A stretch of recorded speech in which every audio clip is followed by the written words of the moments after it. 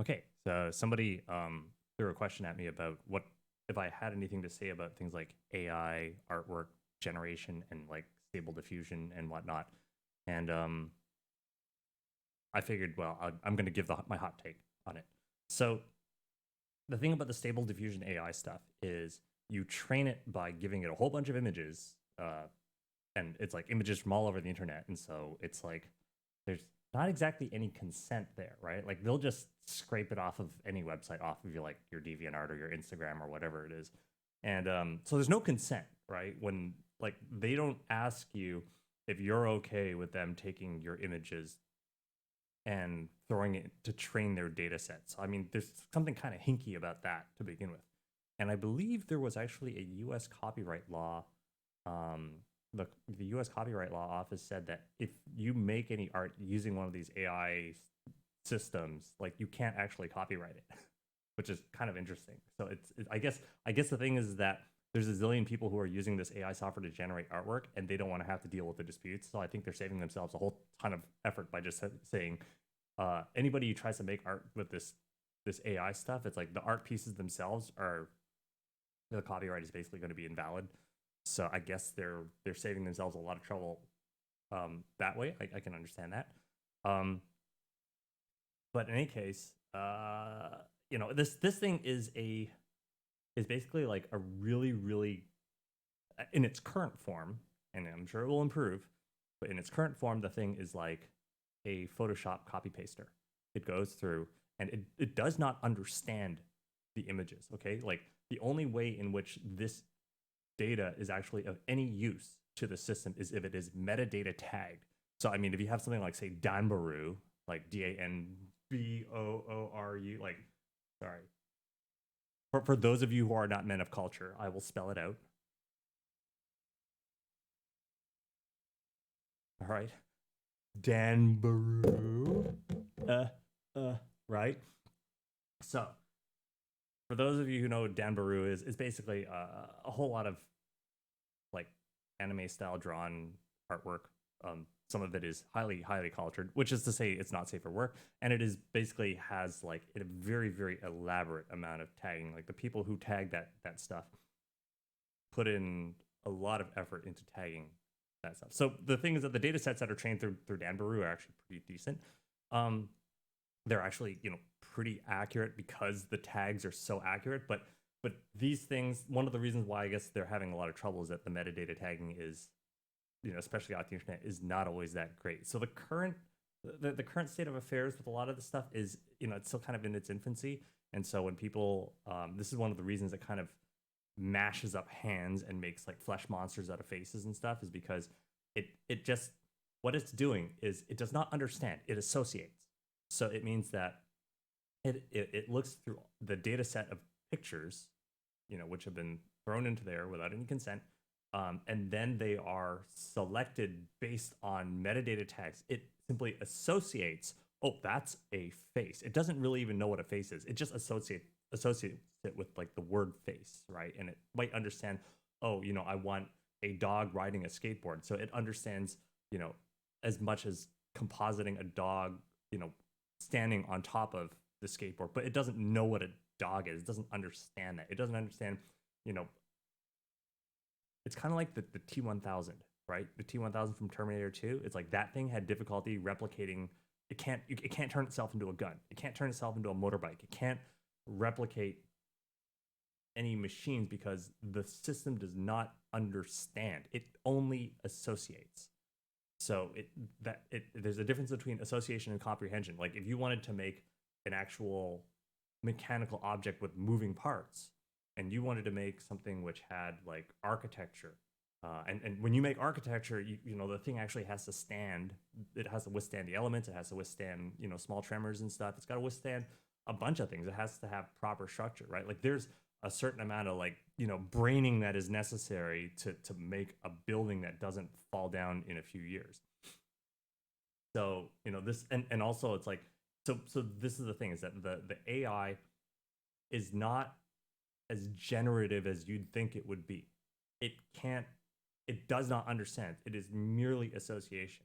And this, you know, if you've actually spent some time with the AI, actually, I have a friend who actually basically a lot of times people will hang out on a Discord, a special Discord, and then they post the requests to the AI system, and it goes and it generates a bunch of images, and it spits them out, and it basically just notifies the person, here's your image, it's done.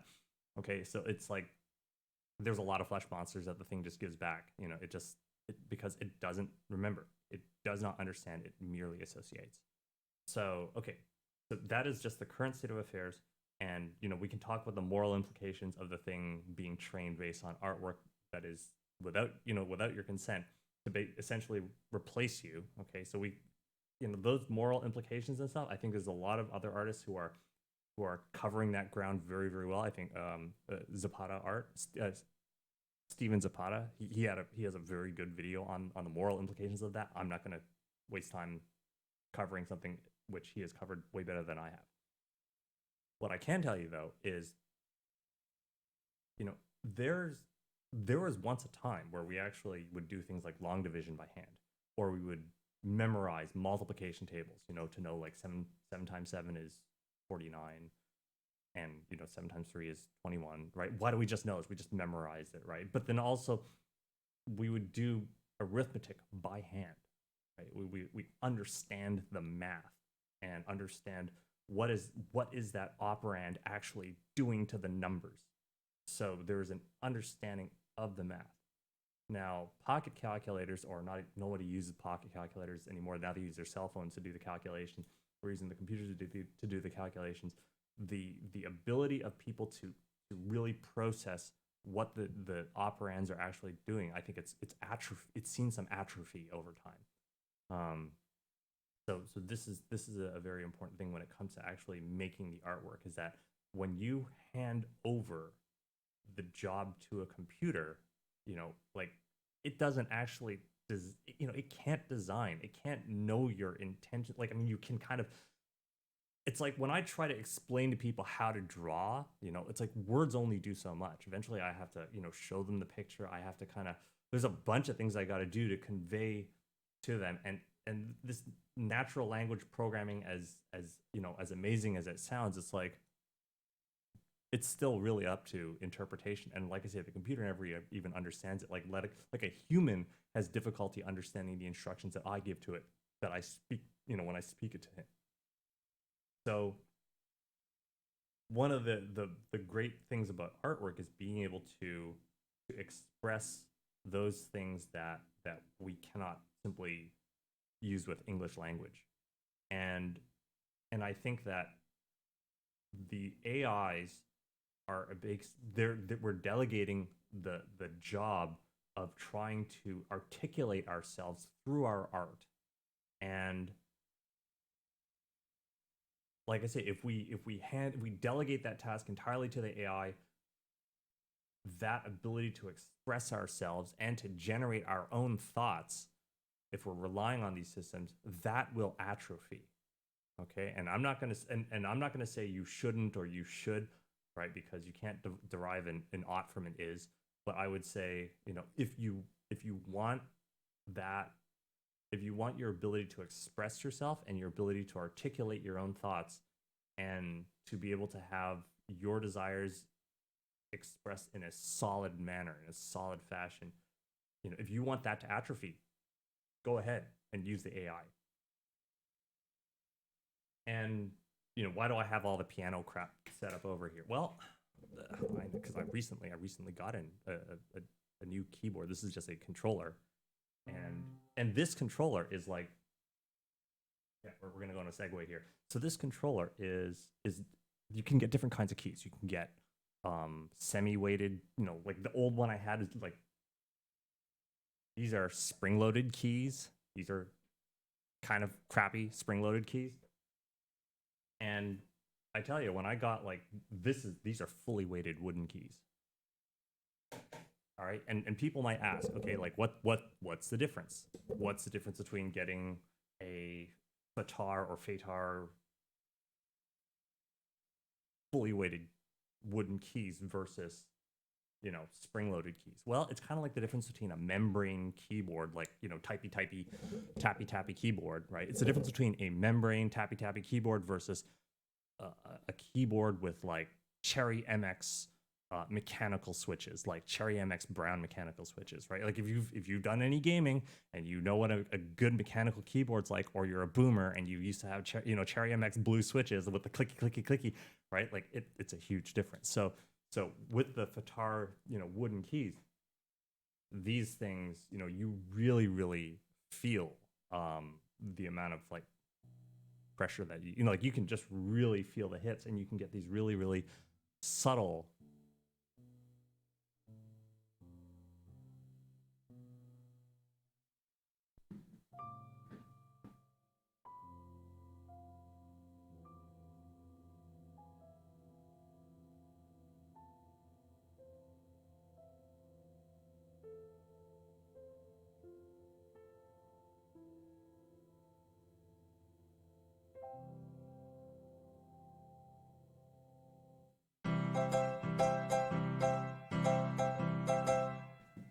it's like when I play a piano, okay, I play that thing.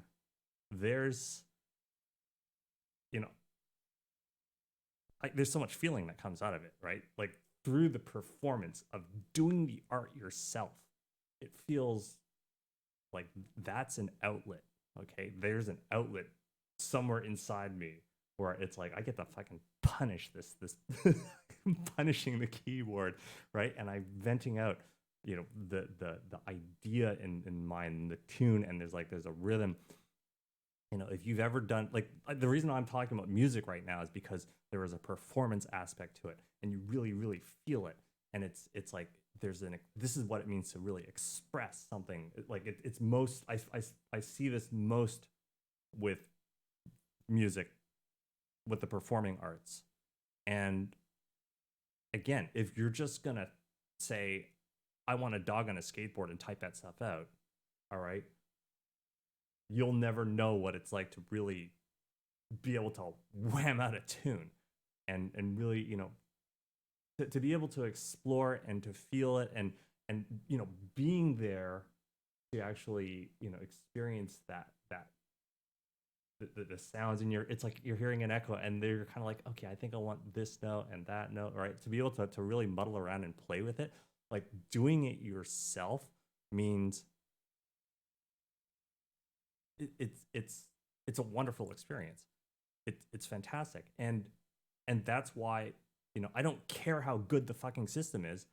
I don't want the system to do it for me, because I enjoy it. I enjoy making the art. I enjoy the performance. I enjoy it's like when I do the beatboxing stuff,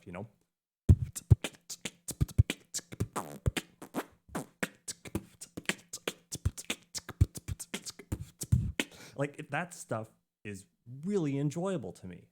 And why would I want a system to push button receive art? It's so lame. It's like when I hear arguments like, oh, it will democratize art, it's like, oh, now it's like everybody can do it. I'm like,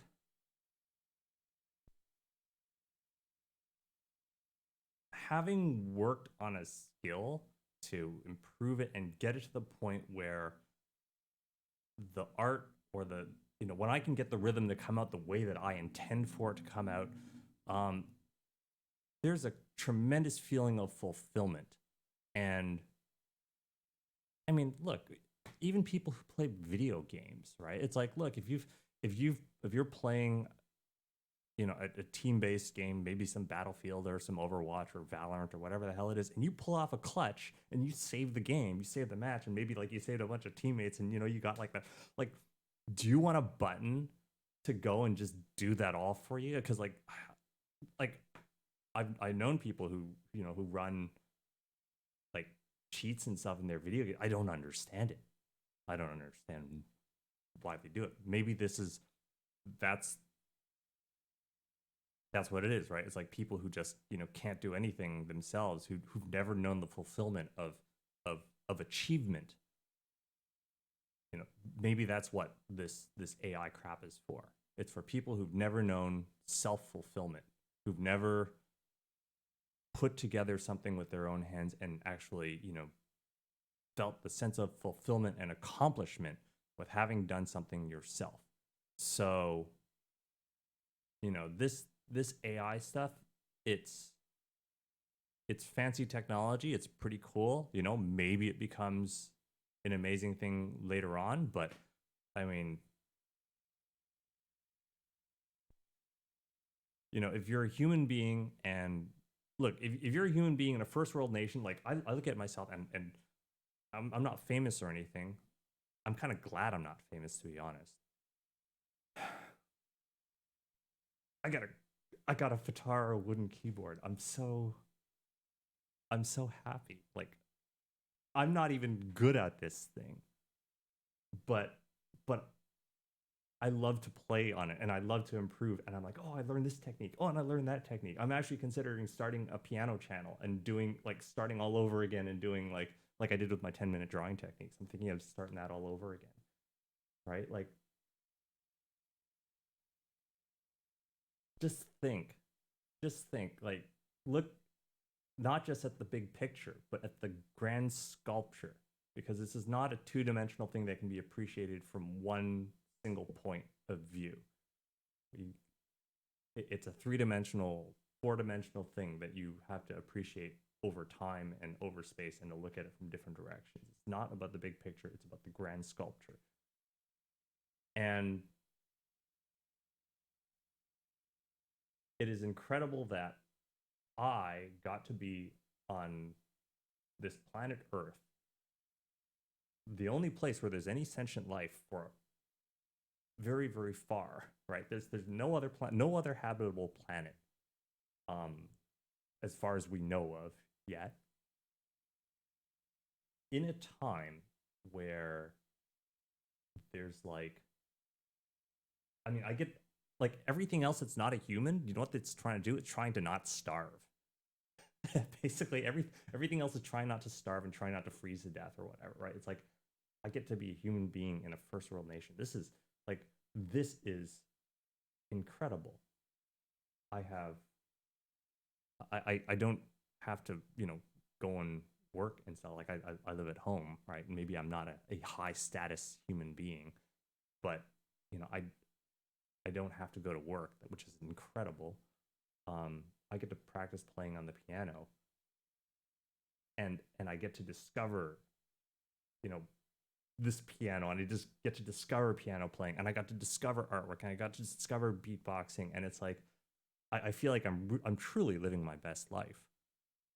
And then this fucking AI comes along and is like, hey, do you want to just take everything that you do and fucking give it to you on a silver platter with pushing a button? I'm like, fuck you, man. What am I going to do with the rest of my day?